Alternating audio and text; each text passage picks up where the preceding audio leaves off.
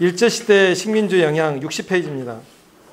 그러니까 우리나라 신학에도 이미 일제시대 때부터 이 제국주의 영향이 있었다고 합니다. 61페이지 보시면 넷째 줄에 그리고 미국의 선교운동은 문화와 결합된 백인 우월주의와 대아메리카 구상에 입각한 미 국력의 대외 진출 의지가 결합되어 종교적 정렬로 표출된 것이다라는 점에서 미국 제국주의와 한국의 관계를 제국주의적 관점에서 바라봐야 한다. 그들의 복음 사상과 다른 교리나 성서 해석은 아예 위험한 것으로 아니면 이단으로 정죄하고 배극하였다. 이런 그들의 복음적 편식이 결과적으로 한국 교회에 복음 부재의 현상을 가져왔고 다른 복음 사상에 대한 의구심과 자유로운 복음 분위기 연구 분위기를 처음부터 봉쇄했다. 이래하여 초기 선교사들의 복음이 마치 한국 교회의 복음인 양 착각하고 있는 거다.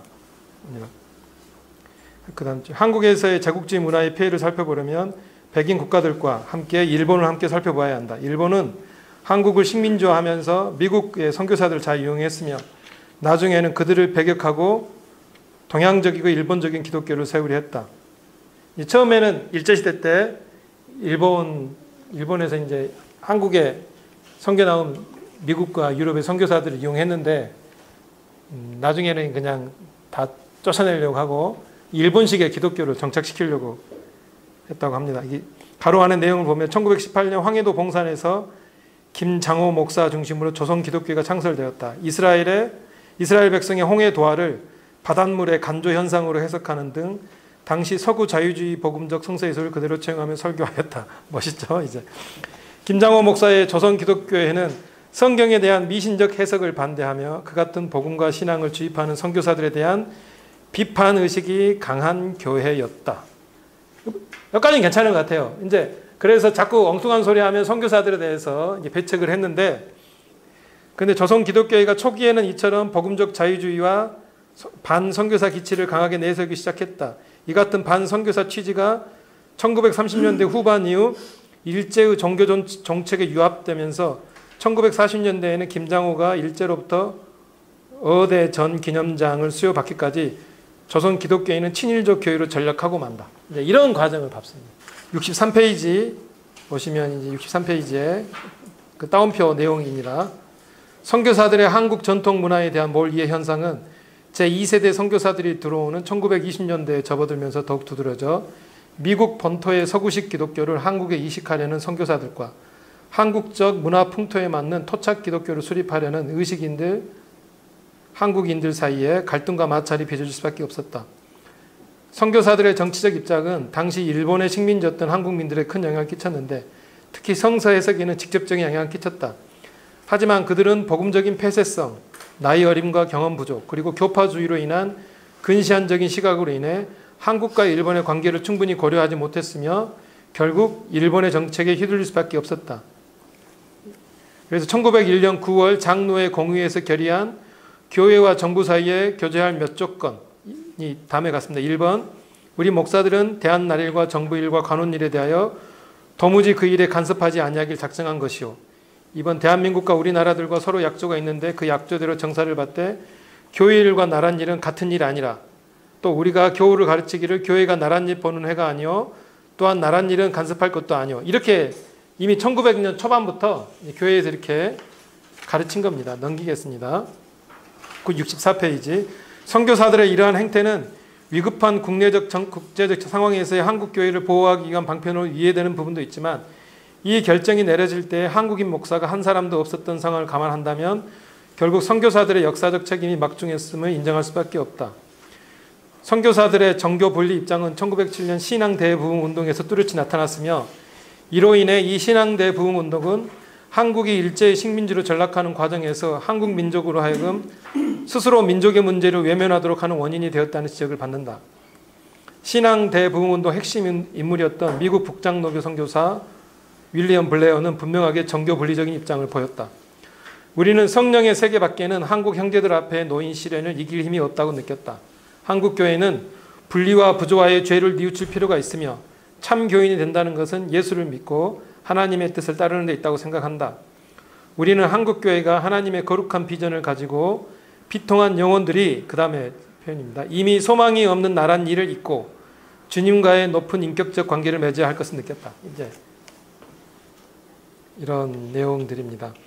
선교사들이 이렇게 처음부터 노골적인 정교 분리적인 입장을 취했기 때문에 그들은 점차 친일적인 성향을 보였으며 일제의 회의 정책과 쉽게 타협한다. 그런데 이러한 선교사들의 태도는 애국심으로 가득했던 초기 한국의 기독교인들과는 거리가 멀었다. 한국 교회는 태동 당시부터 민족적이 애국적이었다. 한국 기독교의 민족적 성향은 기독교인들이 많이 참여한 3.1운동에서 명확히 드러난다. 기독교 지도자들이 이 운동을 주도적으로 이끌었다는 사실은 1901년 선교사들의 교회에 대한 비정치화 결의가 한국 교회에 잘 수용되지 않았음을 보여준다. 3.1운동은 일제의 무단적 식민 통치를 근본에서부터 붕괴시키고 한민족의 독립의지를 온 세상에 알린 거국적인 항일민족 독립운동이었다. 기독교인들이 이 운동에 적극적으로 참여하게 된 것은 구한말 이래에 기독교 민족운동의 전통과 민족구원을 열망하는 애국적 신앙의 뿌리를 두고 있다. 성서를 통하여 자유, 정의, 자유, 평화, 해방 등의 이념을 체득한 기독교인들은 비기독교 국가인 일본의 지배를 받게 되자 그들의 기만적인 정교 분리 정책에도 불구하고 성서를 토대로 한 신앙의 기초 위에서 항일 민족운동에 적극 참여한다. 그리고 이를 통하여 민족의 고난에 동참하는 신앙의 정책을 수립하였다. 그 밑에 이거 한번 봐보십시오. 왜곡된 신앙이라고 하는데 제 밑에 따옴표 보면 북미 합중국에 워싱턴 동상이 있는데 합중국 국민으로는 그 동상에 경의를 표하지 않을 수 없고 합중국 국기에 합중국 국민으로 누구나 다 경의를 표합니다. 합중국은 기독교 국인이 많지 기독교인이 대다수입니다. 그러면 그들은 다 우상 숭배자로 간주합니까? 그렇지 않습니다. 그렇다면 대일본 한국 시민만이 국조 승무하는 의식에 기독교인이 어찌 참여할 수 없으며 한국을 대표한 일본 국기에 경의를 표하며 어찌 기독교인에게 죄가 되겠습니까? 전하위복하는 자 있으나 기독교인은 그러한 의미에서 참배함은 절대 아니오. 국가의식에 국민의 의무로서 참여함이 당연한 줄로 각오하고 시인한 즉 양심이 평안하고 충군 애국지심이 날이 감을 따라 두터워집니다. 사신우상은 금수곤충, 우상숭배는 금수곤충 어별의 형상으로 된 것인데 어찌 우리의 조상이 그 우상과 동류가 될 수 있으랴. 그런즉 신사참배하는 일을 우상숭배로 간다면 이는 불경죄에 가깝습니다. 예, 상당히 논리적인. 이거 누가 얘기해? 우리나라 사람이 얘기하기. 11 청년 나왔잖아요. 이게 다 이제 다. 그다음에 한국인들이 이제 앞장서서 식민주의 시각으로 성경을 해석한다. 한국인으로서 최초로 구약의 논문을 쓴 양주삼은 신동아 건설과 반도인 기독교 책임에서 다음과 같이 말했다.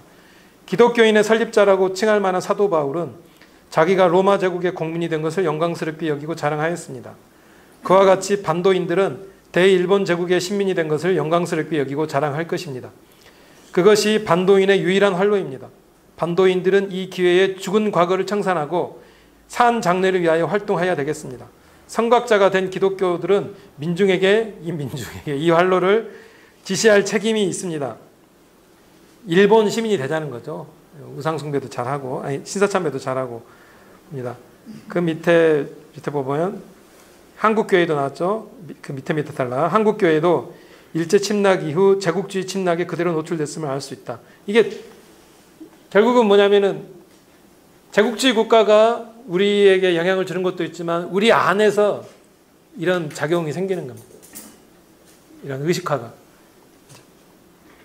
미국과 일본의 제국주의 복음이 한국 교회와 교인들을 그들보다 열등한 민족으로 인식하게 만들었다. 이게 이제 오리엔탈리즘, 거기 사이드도 이런 얘기를 많이 하죠. 우리 스스로가 우리를 열등하게 만들어버리는 이제 상황이 생깁니다. 이 보수주의라고 일컬어지는 한국의 전통 복음이 원래 초창기 선교사들과 일제에 대항하여 민족적 자긍심을 보여줬던 선조들의 복음이 아니다. 지금의 보수주의는 미국에 의해 길들여졌고 일본에 의해 양육된 오리엔탈리즘의 복음이다. 이러한 복음은 우리가 처한 현실을 바라보지 못하게 한다. 한반도에서 일본 제국주의 침략의 상징인 이토 히로부미를 저격한 안중근도 카톨릭교도였으며 3.1운동을 주도한 세력도 조선의 기독교인들이었다. 그러나 미국 선교사들의 백인 우월주의적인 신앙관과 일본의 지능적인 식민 통치로 인해 한국 기독교는 현재까지 올바른 복음을 회복하지 못하고 있다. 조국이 외세에 의해 분단되어 있는 현실에 우리 교회가 민족의 화해를 위해 나서지 못하고 있는 것이 모두 이 때문이다. 사태는 언제든 더욱 악화될 가능성이 많아 전쟁의 위기도 늘 상존하고 있다. 분명히 한국교회도 이러한 위기 상황에 책임을 져야 한다는 걸 기억해야 한다. 이렇게 제국주의는 적어도 신대륙 발견 이후부터 지금까지 한반도를 포함한 전 세계에 영향을 주고 있다. 우리 기독교로는 더 그렇다는 겁니다.